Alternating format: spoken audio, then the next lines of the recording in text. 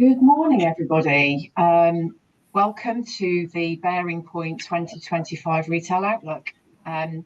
Before we start, I just want to do some brief introduction. I'm Claire Wallis, the Consumer Goods and Retail Director at BearingPoint. My colleagues Valeria and Richard will be along shortly as part of the presentation today to introduce themselves, so I won't steal their thunder. And we'll share more about the outlook ahead in a moment. Before we start, I just wanted to share a bit more detail about BearingPoint as a practice for those of you who are not so familiar with what we do. BearingPoint are a multinational management and technology consulting practice providing business transformation, digital innovation and advisory services across a wide variety of industries, and obviously those include consumer goods and retail.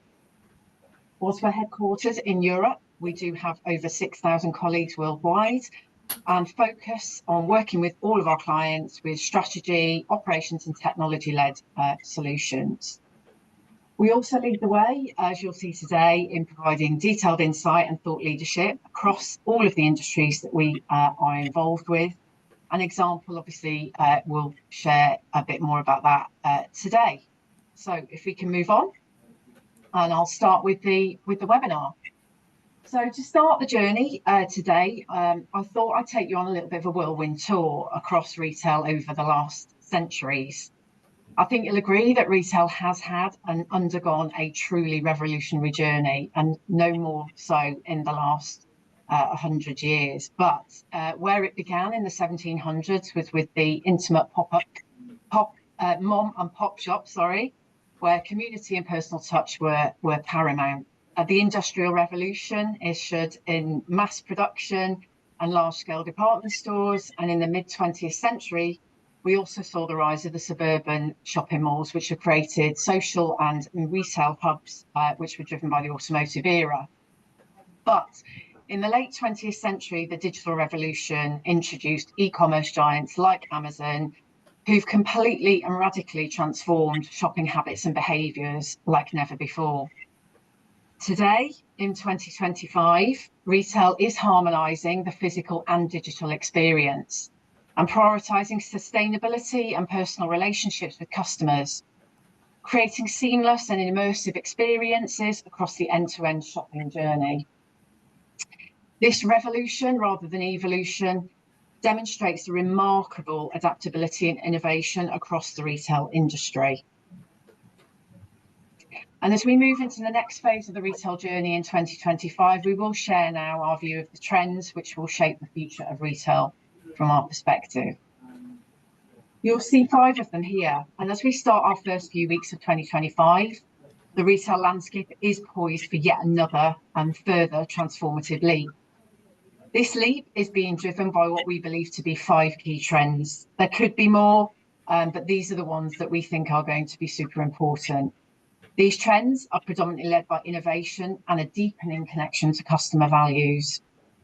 Imagine a world where sustainability is not just a trend, but a fundamental principle, where technology seamlessly enhances the shopping experience and where personalised service reigns above all. In this vibrant future, retailers will harness data and AI to create tailored experiences that strongly resonate with individual customer preferences and fostering loyalty and community. Embracing omnichannel driven strategies will again empower consumers to shop on their terms and blending the digital and physical environment in ways that allow retailers to inspire and delight their customers. So let us tell you more about what each of these trends look like in 2025 from our perspective and how these will hopefully shape your future strategies going forward. Our first trend, likely probably not a surprise to even share this, but seem even new this year, is supply chain resilience. This trend remains ever more critical, and I'm sure for those of you that work in retail operations, ensuring the stability and flexibility of your supply chains amidst global uncertainties that continue is never more front of mind. We are seeing retailers prioritising agility, diversification and digital transformation into manage and mitigate those risks and ensure that continuity of supply. So let's dive into this in a bit more detail. The retail and consumer goods industries are facing unprecedented global uncertainty, geopolitical tension and rising costs, which are making supply chains disruption around this a continual challenge. Trade restrictions, ongoing conflicts, and economic instability across the globe are continuing to cause delays, shortages, and price volatility. Ongoing trade disputes, such as those between the US and China, sanctions imposed on countries like Russia and Iran are restricting the flow of goods and services. It's inevitable, as well as the ongoing conflicts that we continue to see 3 years down the line with the Ukraine and the Middle East. And they're all necessitating retailers and consumer goods organisations to strategically plan and navigate in a very different way to be successful. Rising labour and transportation costs further place strain on those operations, and all of these things demand retailers to build long-term resilience into their supply chains and forcing them to rethink approaches in a way that they can source and supply goods into their markets successfully. So how do they combat this, and what are the types of strategies that are being adopted? And some of these are being seen in our clients today. So if I can talk about nearshoring and reshoring. So obviously over time, we have seen a lot of offshoring of supply. That's now starting to move and steadily move back into more of a nearshoring and reshoring approach and strategy for many retailers. Moving the production closer to key markets and reducing that reliance on distant supply chain is now becoming an everyday thing.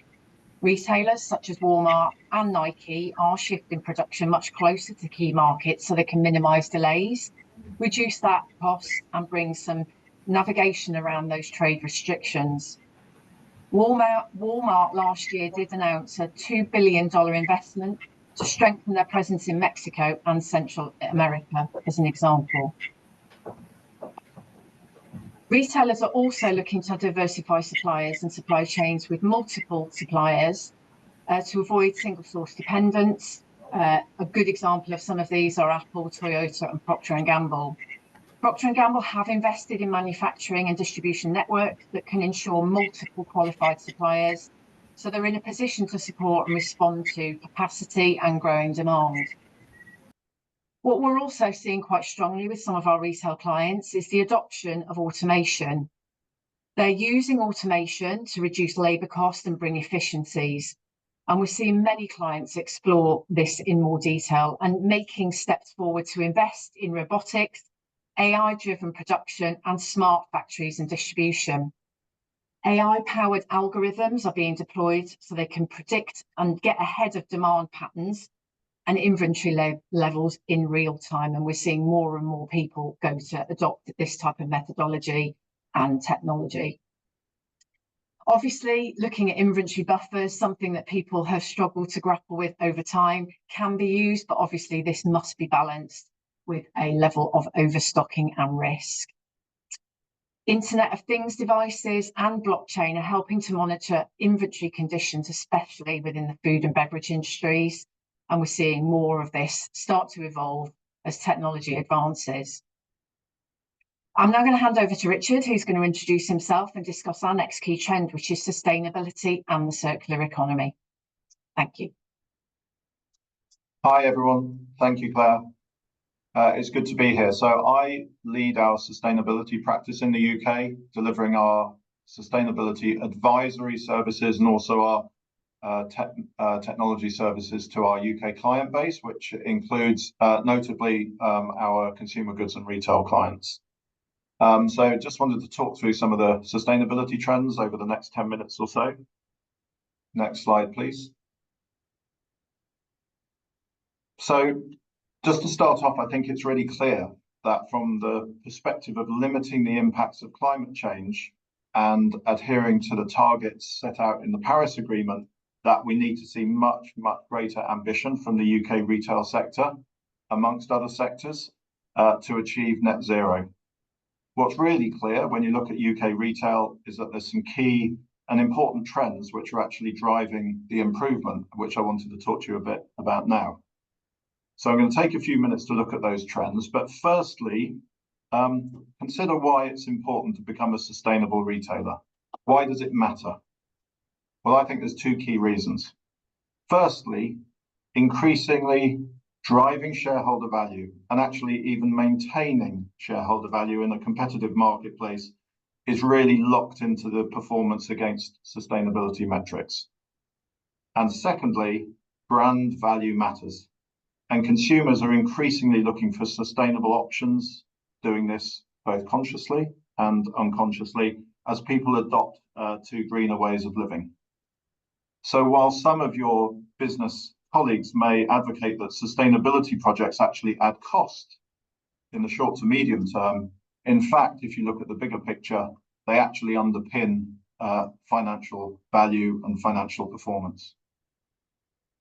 If we turn to ESG reporting, there's obviously an increasing need for this, which is driven mainly through legislation, but also through consumer and customer pressure, and also auditor requirements. So new ESG reporting platforms, technology platforms, especially those that have got advanced data management capabilities. A good example is Sweep, which is a great product on the marketplace. These types of solutions really enable businesses to understand where they are now and, importantly, their trajectory towards future emission reduction targets. If you take an example, which many of you will have it in your business, you probably will have set your SBTI validated emission reduction targets for 2035, for example, and you may have called out that you're expecting to reduce your absolute emissions by 40% by that point. So is that really achievable? How are you actually going to get there? What are the initiatives that you need to take? What are the milestones along the way? One of the big consequences of increased ESG reporting, and this is a real trend that we're seeing at the moment, is that retailers are really starting to evaluate their supply chain operating model based on the realization that today's supply chain needs to adapt heavily to enable the business to meet its future targets and manage that trajectory, as in the example that I gave you. And this really picks up on the resilience point mentioned by Claire earlier. Part of the conundrum is the extent to which the supply chain of the future can be flexible and cost efficient. How can it adapt to new product offerings, changes to the strategic supply base? Maybe different customer service models are driving new requirements in fulfillment. How does the supply chain network need to adapt? What are the different options and models around transportation and energy? And then picking up supply chain transparency, it's actually intrinsically linked with this. Transparency enablers support robust, accurate, and compliant ESG reporting and really enable businesses and retailers to gain better insight both into their corporate risks, but also their circular economy opportunities. So let's look at the circular economy. What does it mean? What are the opportunities and benefits for retailers? So in broad terms, the circular economy makes it possible to address sustainable development issues across the entire value chain, whilst reducing cost and increasing revenues. Reducing cost and increasing revenues, so it's good for all, right? There's some really core components to that.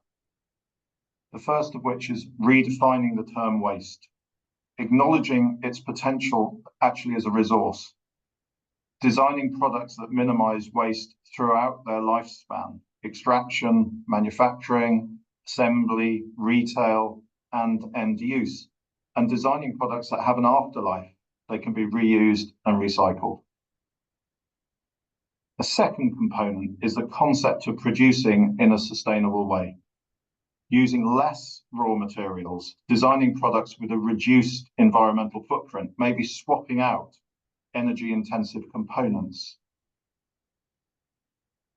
If you consider that reporting on Scope 3 emissions actually compels retailers to consider the sustainable use of their products after those products have left the ownership of their business, there is a really compelling narrative to adopt circular economy models.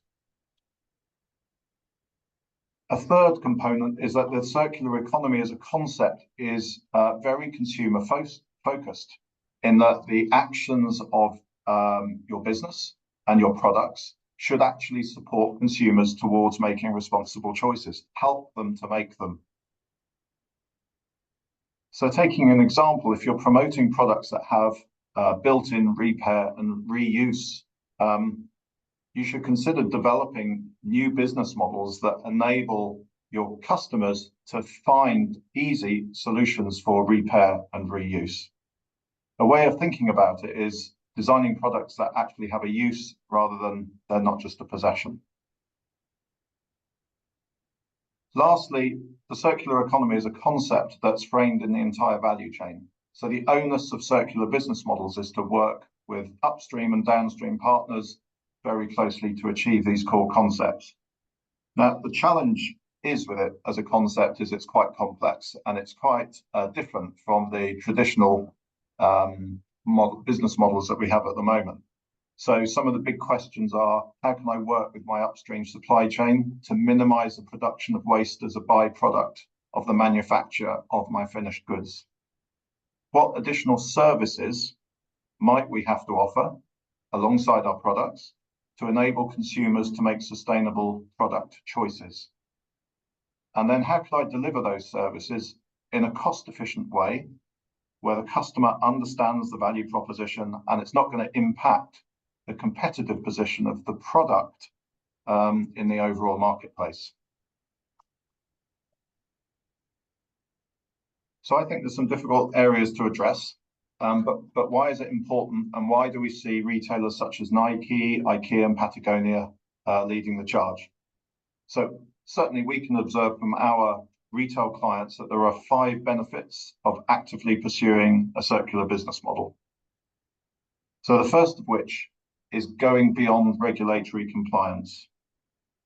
Now, this is really a mindset change where a business moves beyond just seeking to achieve compliance at the point that it becomes law, but actually anticipating regulation way in advance and using it as part of the framework for strategic and long-term decision-making.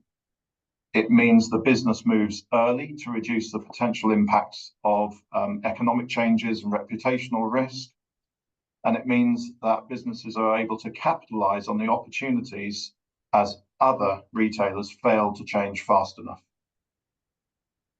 The second benefit to the circular model is the ability to, in the long term, to reduce cost and limit exposure to risk. And a particular example of this is really around access to raw materials that in future will become both costly and more difficult. Adoption of the circular economy model is proven to provide benefits in that it provides enhanced access to what otherwise might become limited resources. You can reduce your reliance on some raw materials over time by moving to others, and you can get them more cost effectively in a marketplace in the future where those intrinsic costs may be rising. The next benefit that we see is it creates a differentiating factor for our clients and for retailers. Adopting that model enables businesses to seize new opportunities, win new markets through its product and service offering. And the last of the benefits are really the ability to improve your reputation, the perception of your brand. And what that enables then is you can attract new customers with a committed brand identity, you can attract and retain top talent, and you can really build employee loyalty around high impact corporate goals. So just a few final words around the incredible opportunities there are in the resale and second-hand markets. So it's proving to be a really good long-term solution for retailers for several key reasons. Firstly, there's really strong consumer demand, especially among younger generations. So a very high proportion, I think it says here, 62% of Gen Z and millennials are actively seeking sustainable and eco-friendly options when they shop. They're wanting to align their purchasing habits with their values. and they're prioritizing brands that offer second-hand or circular solutions. The revenue growth itself within resale markets is undeniable. The global second-hand market is projected to reach $350 billion by 2027, and it's actually growing 5 times faster than the traditional retail marketplace over the next 5 years. Lastly, resale really addresses the growing expectations around sustainability. So there's some really good studies that show that actually buying second-hand products reduces the product's overall carbon footprint measured across its lifespan by 82%. And that's a substantial impact, and it really resonates with environmentally conscious shoppers. So it's a really strong market. I hope some of you are already on the journey. And that brings me to the end of my slides about sustainability, and I'm going to hand over to Valeria. Sorry, I think it's me, Richard. Oh, right, sorry. That's okay. That's okay. So our next trend, which I'll come on to, is data and AI-driven transformation. Unfortunately, I've only got a few minutes. I could probably have done a 2-hour webinar just on this topic alone. So it's going to be really hard to try and do it justice. But please talk to us if you want some more information. The retail industry is undergoing, as we can see, a seismic shift driven by data and AI transformation, which is reshaping everything from customer experience through to supply chain efficiency. We recently attended the NRF in the US, and this trend was talked about the most, and I'm sure that you'll have heard that equally in some of the reported outputs from the NRF.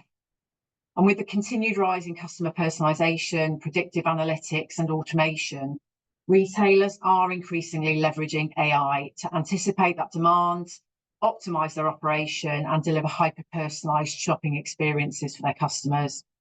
And with this rapidly evolving landscape, retailers that really truly harness this power of data-driven decision-making will gain the competitive advantage and leave others behind. And that was a really strong theme that came through NRF. So first things first, what I want to say a bit more about is actually the digital first world, which is the traditional boundaries between front office and back office are now disappearing. Customer experience was once defined as a physical interaction, notably in a store setting, which is now powered by data, AI and automation, which is making every touch point with a customer end-to-end a very real opportunity for retailers. Retailers are now leveraging AI and those AI-driven insights to optimize pricing, optimize inventory and give personalization in real time. And we're seeing customer operations and customer-facing operations completely transform into intelligent and data-driven ecosystems.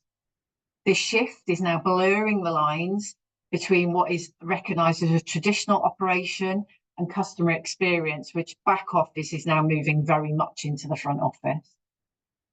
Retailers are continuing to invest in, and I mentioned it earlier, digital twin technology that can create virtual models of customers and supply chain processes. And this allows for those hyper-personalised experiences and optimised inventory management, which we've already talked about so far.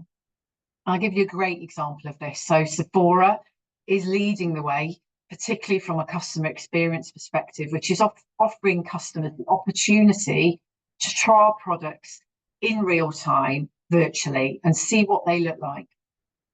It's really powerful. And obviously that flows through down into the point of purchase for the customer. Spotify right now is taking your music preferences and your searches and creating custom playlists from everything that you are doing on Spotify, and also with the listening capabilities of some of those devices that we all know well. And when we experience this, we're more than 80% likely to buy. And so hence, retailers are investing heavily in this particular type of automation. And machine learning and AI are enhancing customer insight, inventory management, and dynamic pricing customer services to lead to better sales and profits. However, data privacy, we do have to mention that, is a real fundamental bedrock to maintaining consumer trust. As we've seen in the last 12 months, Data breaches through hackers accessing customer data can be really impactful to customer trust and therefore loyalty. We saw Hot Topic, Torrid and Box Lunch last year affected by this, where their consumer data of up to 57 million of their customers got leaked out into the worldwide network. And this is now becoming a real vital, important component of any retailer data and AI transformation approach. But I just wanted to talk on hyper-personalization for a moment, because it is something that we are seeing. I talked about it last year in our 2024 trends. It's still very much there, but advancing at a very, very high rate. It's revolutionising retail, and it's the one thing that was talked about on the stages of NRF more than anything else, apart from obviously AI. It's offering both immense benefit to retailers, but also to customers, because customers are searching for products, products are searching for customers, but they're also connecting with brands and products through the influencer networks. And by delivering those highly personalised experiences and relevant experiences to customers, retailers can deeply understand and positively engage with their customers, fostering stronger interactions and brand loyalty than ever before. And the ultimate goal really is to drive that lifetime loyalty. Personalised recommendations and targeted efforts online and across different channels are continuing to resonate strongly with customers, and those are leading to much more increased sales conversions. The retail model is evolving, and with retailers building communities through influencer networks. We heard about it from Lululemon and Raw Beauty and lots of other retailers who are creating and connecting with influencers in a really strong way, and creating those new ways together to engage and build relationships with customers and showcase brands. And these worlds are now creating even more shopping channels in their own right. Influencers are shaping consumer behaviour and brand strategies and building trust and authenticity around the brands that retailers engage and work with. And they're creating unique, engaging content and setting trends to influence those behaviours. And the influencer market, just to give it a bit of a financial view, was projected to grow in last year to $19.8 billion. And that was nearly a 14% rise on 2023. So this is really advancing at pace. It would be amiss of me to not highlight AI as enabling every part of the retail operation. I've already talked about it, so I won't labour that, and you know how important this particular trend is. It's creating untold sources of value for retailers and customers end to end. And we're seeing people, obviously, there's so many people to highlight here, but Tesco and Walmart are leveraging the opportunity from those personalised promotions and really tailoring those recommendations and experiences right through to predictive forecasting to enable them to be much smarter in their operations. And as AI continues to redefine retail, I'll ask you how you see this and its role evolving in your own shopping experiences and that in your businesses equally. Just before I move over to Valeria, who's going to close with trend number 5, I just want to talk about the rise of retail media networks. Across the whole retail industry, these are rapidly transforming the advertising landscape and turning retailers into powerful media platforms. We can see the third-party cookie phase out and brands now seeking more direct ways to engage and reach customers. And retailers like Amazon, Walmart and Tesco are monetizing their vast first-party data to offer highly targeted advertising opportunities and being able to monetize that in a way like never before. And we're seeing more and more of these retail media networks popping up. They are redefining the relationship between retailers, the brands and customers, but also with the agencies that offer advertising support. And these RMNs are leveraging that first-party data to deliver those personalised and targeted ads based on shopping behaviour and insight, and aligning that with privacy-compliant advertising trends. And it's been proven that this approach is offering higher, much higher profit margins anywhere up between 40 to 70% compared to traditional retail sales of 3 to 4%. With over 200 RMNs across the globe, but predominantly 25 in the UK, all of the big grocers, Very and Boots, have all stepped into this space over the last couple of years, and they're now creating new and more lucrative ways to monetize their media. The nature of the campaigns that are run through retail media networks are now allowing retailers to really connect with customers in a very seamless way, combining both on and offline retail experiences. And what this looks like as a customer is they may well browse products on their mobiles, in store, try them on via virtual mirrors, or even test them through virtual reality, as we're seeing retailers like IKEA doing. And these touch points are now enabling those retail media networks to reach shoppers at all stages of their journey that they're engaging with a particular brand or a retailer.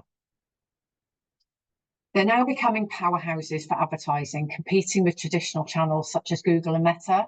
I know that's quite a statement to make, but they are really starting to make a headway in this space.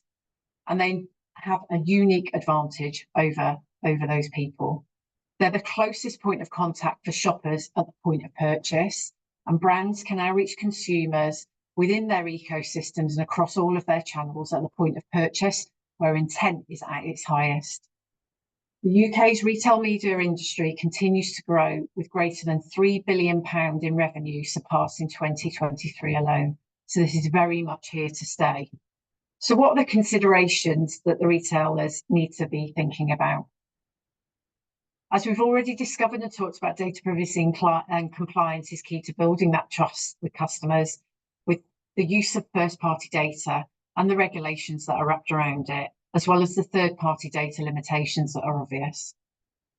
Many retailers will also require investment in the tools and AI tools that will enable them to secure the right advanced analytics, and that becomes quite costly, as well as setting up, obviously, the infrastructure and scalability. The balancing of advertising versus customer experience is something that needs to be thought about, because obviously excessive advertising, both on and offline, can be really intrusive and needs to be relevant for customers when they're being engaged with, and integrating this in the right part of the shopping mission and journey. Determining the right return on investment for those ad campaigns is quite challenging and does require sophisticated attribution models to track the performance of that ad campaign, and requires the right expertise and knowledge to interpret it. And then finally, as competition intensifies in this space, those that prioritise seamless integration with measurable outcomes and building consumer trust will emerge as leaders in this space. And addressing the challenges that this brings along will be essential to really build a long-term and scalable retail media network. Finally, I'm just going to hand over to Valeria now to introduce her, and also she will take you through our last and final trend. Thanks. Valeria, you're on mute.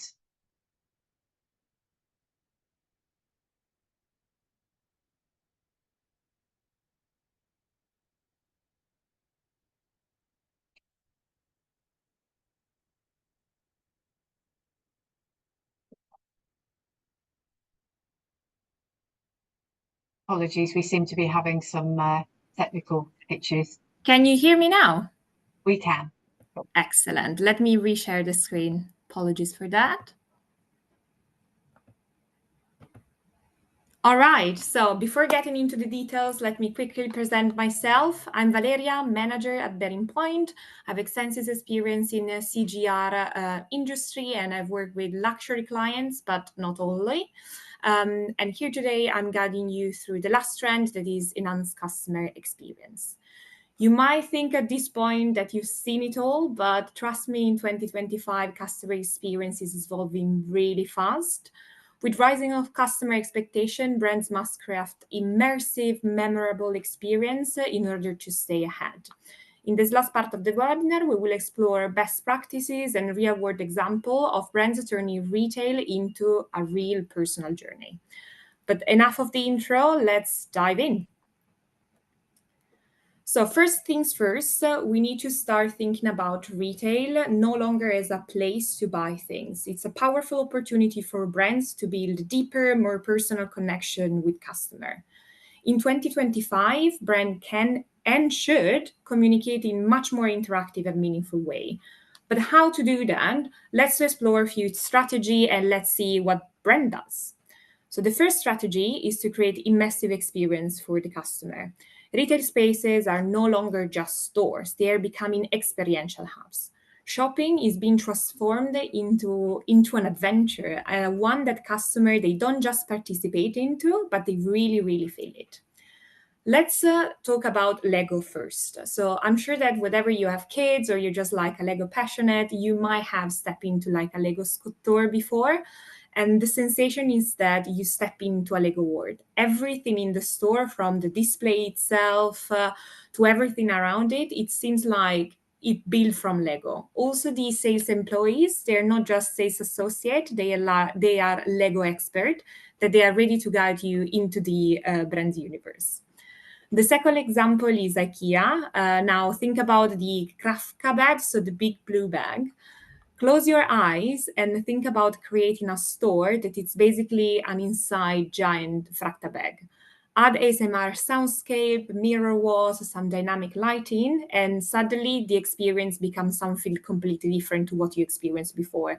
It becomes immersive, it becomes memorable, and also instantly shareable on social media. These elements, they don't just sell products by product itself, but the ultimate goal is to create moments that connect emotionally with the customer. Another game changer in 2025 will be personalization, or rather hyper-personalization. And if you were paying attention, Claire already spoke about this, but I'll get into a little bit more details. So while the past trends focus more on quite luxury and the less is more approach, 2025 marks really a bold shift via a DIY-infused personality. And I will explain in a moment what I mean by that. Let's take, for example, Sephora, a leader in personalized beauty. Imagine walking into a store where advanced skin scanning technology instantly recommends you full skincare, customized makeups, branded products tailored on your routine in seconds, and you have immediately everything on your phone, so you can either shopping at Sephora or even other stores. This fusion of digital tools with in-store experience makes shopping more interactive, meaningful, and ultimately more effective. But to take to another whole level, let's look at brands like Coach or Golden Goose. They are embracing maximalism, allowing customers to design their own shoes from scratch. You can add as many personalized items as they want. And this is not only personalization or customization, this is self-expression at a whole new level. Moving on, some brands are focusing on other strategy, for example, by creating a community and truly engage with it. Retailers are increasingly prioritizing the creation of spaces that foster local connection, hosting in-person events that cater and cultivate a sense of belonging among the customer. These initiatives, if done well, they have a great impact because they enhance the loyalty and they align with shared values and shared experience. For example, Lululemon not only offers in-person fitness events, but also organizes global competition across different stores spanning continents from North America to Asia. Another example is Nike, which has transformed some of its retail locations in active sports places. And we've been in their store in Manhattan during NRF. They have like massive basketball court on the top floor. So the customer there, they can try the shoes in a real world condition, but they can also participate in in-brand hosted events. On the other hand, we have social commerce. You might have heard of it, it's not new. It started years ago in China, but it's rapidly making its way to America and also Europe. It is changing how people discover and purchase products with direct purchasing option within the apps, live stream events, and expert-led product showcase. In this way, brand can really engage with the customer in a much more fun, interactive, and fast way. Brands are now working with platforms such as TikTok to forge a new relationship with the customer, and they are shifting from like the traditional advertising strategy to more dynamic and fun content. They also sometimes combine AR technology, which allows customer to try on the products that they are buying. And this is actually like a nice segue for my next slide. Looking ahead is projected that by 2025, the 25% of the retailers will integrate augmented reality and virtual reality in their shopping experience. I think you are familiar with this technology. So they are basically allowing customers to visualize the products in their environment or themselves. So for example, they can try on outfits, they can try on makeup or explore interactive showrooms. And it sounds like great potential, and it is a great potential, but it also faces like some challenges. The first challenge is that is super immediate is high cost. As you may have guessed, this technology are not cheap. They are actually very costly, and they require significant investment. So they are not technology for every brand. You really need to consider the ROI on the investment. Technical glitches, this is very, very technical and sensitive technology. So we'll need to make sure that the technical assistance and technical support is really strong. And this is another element that add into your costs. And finally, the user familiarity. Not all customers might be familiar with this technology or might be comfortable in using the technology. So retailers, they should also consider the customer base. If they are not within the millennial, Gen Z, or even younger customer base, they need to provide clear guidance and assistance to ensure a seamless experience. But let's wrap up the discussion around customer experience. And I think we can wrap up into 4 nice key takeaways. The first is that the future of retail is about building emotional connection in something that is personal with the customer. How you can do that? Via different strategy. We see immersive experience and personalization as a strategy to engage in a dynamic, new and fun way with the customer. We'll also see social commerce and community engagement as a strategy to strengthen the brand loyalty and the attachment, the personal attachment that the customer have with the brands. But that's not all what shines. So there are a lot of opportunities implementing the strategy, but also a lot of challenges and hidden costs in implementing this new technology that retailers need to be aware. And I think I am almost on time. So Claire, I revert back to you to close the session and open the Q&A. Thank you, Valeria. So thanks to everybody for joining us today. We hope that you found some of the trends and insights we've shared both interesting and valuable. We'll go to Q&A in a minute, but I'll just kind of wrap a brief summary of the overall trends. So as we've been able to see, retail is evolving faster than ever. It's driven by the convergence of technology, data, and changing customer expectation. The 5 key trends we discussed are fundamentally reshaping the industry, and that success in this new era really will hinge on how well retailers adapt to this change, embrace the innovation, stay agile, and keeping customer very much at the heart of their businesses. So let's seize the opportunities together and really shape the future of retail. I think we've got some time for questions now. Richard is going to help facilitate questions that may well have arrived in the chat, in the chat functionality of Zoom. But let's open the floor up for Q&A, and thanks so much for listening. Thanks, Claire, and thanks, Valeria. I've seen a couple of questions come through, so I'll just read those out firstly. So of all the 5 retail trends, which one should retailers prioritize if they have limited ability to address them all? This has actually been asked in another way as well, which is all around of any of the trends, which are most prevalent in some of the retail sectors. So that was kind of the first question, and then the second question, which has come through, is all around supply chain resilience and how you leverage that as a selling point to customers. Okay, so I think it depends very much in the sector of retail that you work in, but what we're seeing most taking leaps and bounds forward is the very speed at which AI and data-driven insight is coming through in all, if not, kind of key pockets of industry.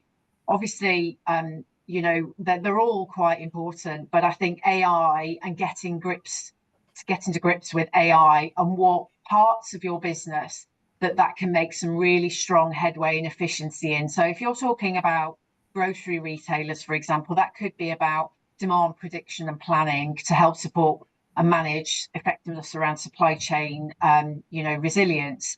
It could also be due to, could be used for fraud detection as well. So there are many, many use cases that we're starting to see brought forward by just simply the use of AI. And actually, there was a question posed to the stage actually in NRF about AI and whether it's going to replace jobs. And actually, one of the things that AI won't do is it won't replace jobs, it will change jobs, and that it will change jobs for the better. And those jobs will go to people that actually understand how to use and apply AI. So for me, it is making the biggest difference in all elements, because it obviously is a key enabler to operating supply chains effectively, to monitoring, and reporting against demand and being able to be more predictive about that and managing risk. It's also facilitating and enabling customer personalization. So it is probably, if I was to pin my hat on one part, it would be that AI and data-driven transformation. And I was going to add to that. Through the lens of sustainability, though, just to sort of tell the audience here that last year we undertook we're a partner of the British Retail Consortium, and we undertook for them on their behalf a sustainability survey of all their members. I think we had about 48 retailers who took part in that, and it was interesting to see the maturity of retailers in different segments against a number of different sustainability metrics. So we measured how retailers are performing from a strategy, supply chain and operations perspective, reporting, people and culture, technology and risk management. So how they're embracing sustainability in those areas that I've just mentioned. And broadly speaking, what we saw is that grocery is towards the top of that list. So they're generally more mature. Clothing, footwear and beauty were in the middle, and home and DIY were towards the bottom of that. So I think that's just interesting reflections, quite long-term trends, but just a sort of nice way of thinking about it.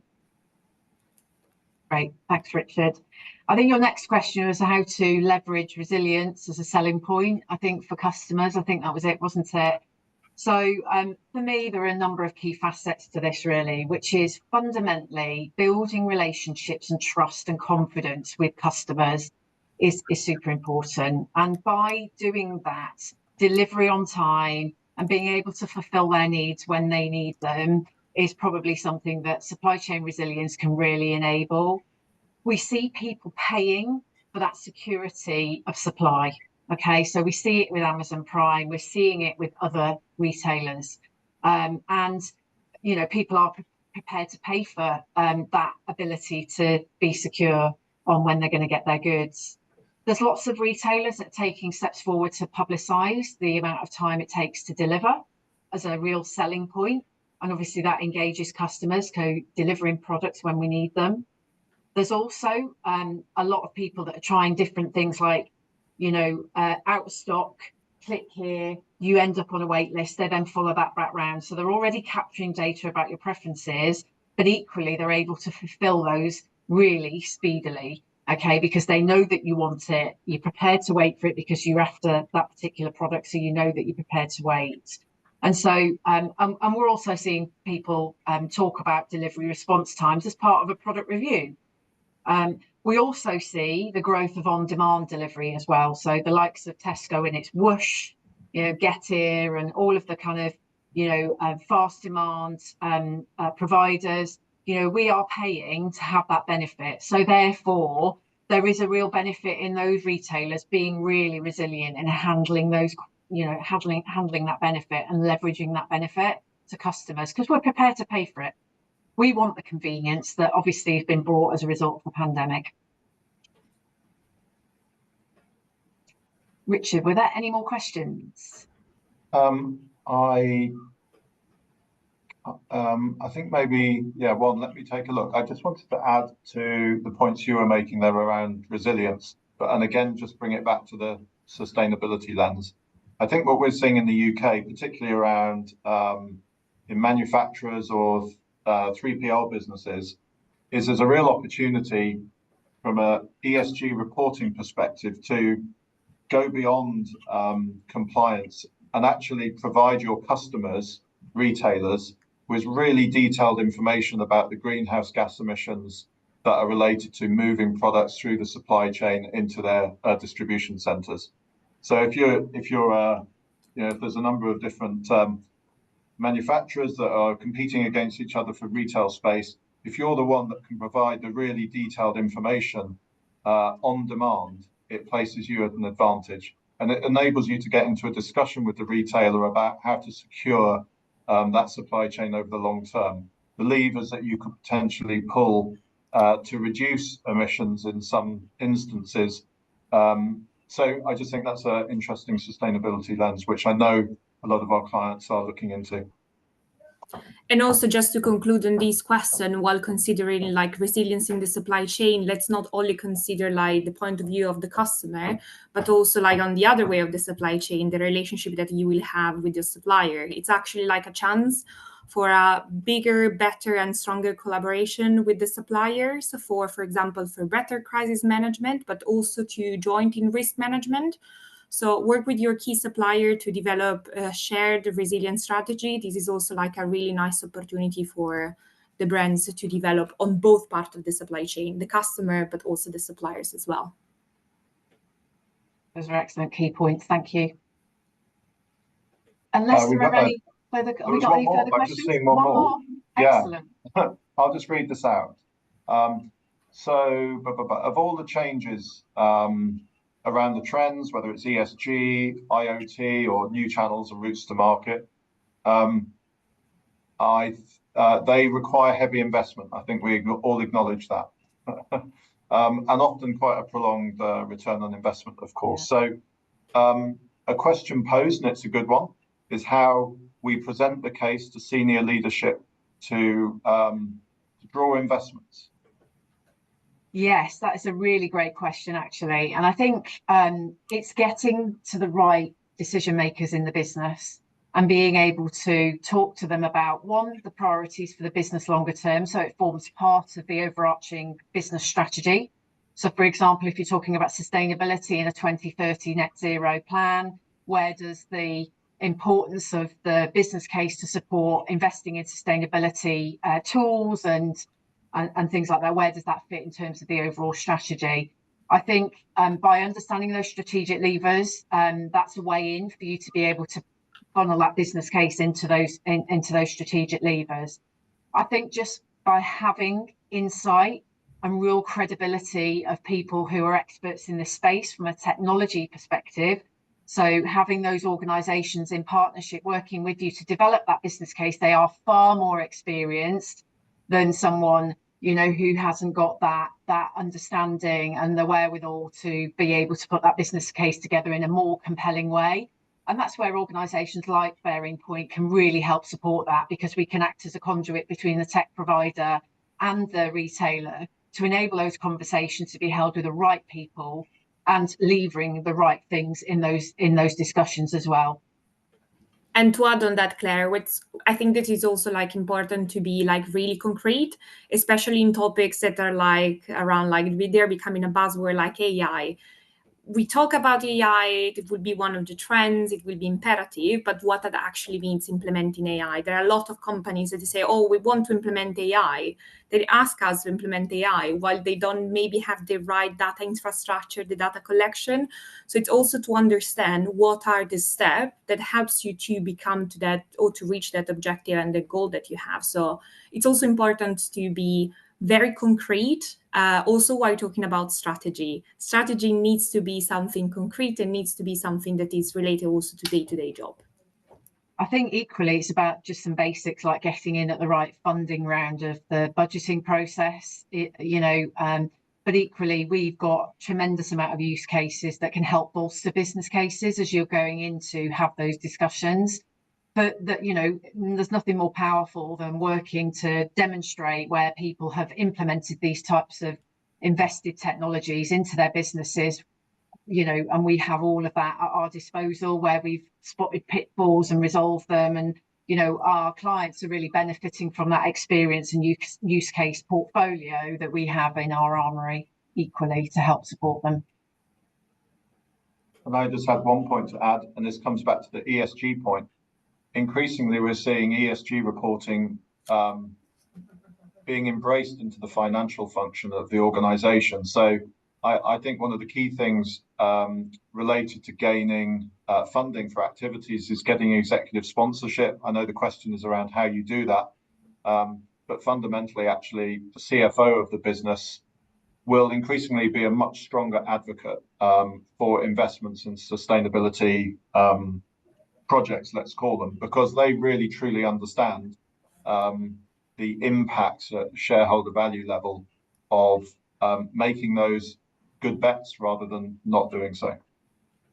I'm just conscious of time. Do we have any more questions, Richard? Or shall we? We haven't. No, I think that draws us to the end, Claire. Wonderful.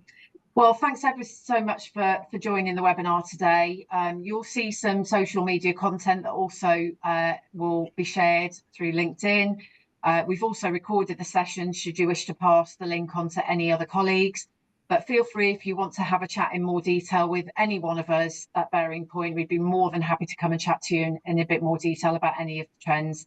As you can imagine, there's a real strength of research gone into putting together just a handful of slides today, but we have got very much more in-depth insight as well to share should you be interested. So thank you very much for attending, and we hope to see you soon. Thank you. Have a great day, everyone. Bye. Bye.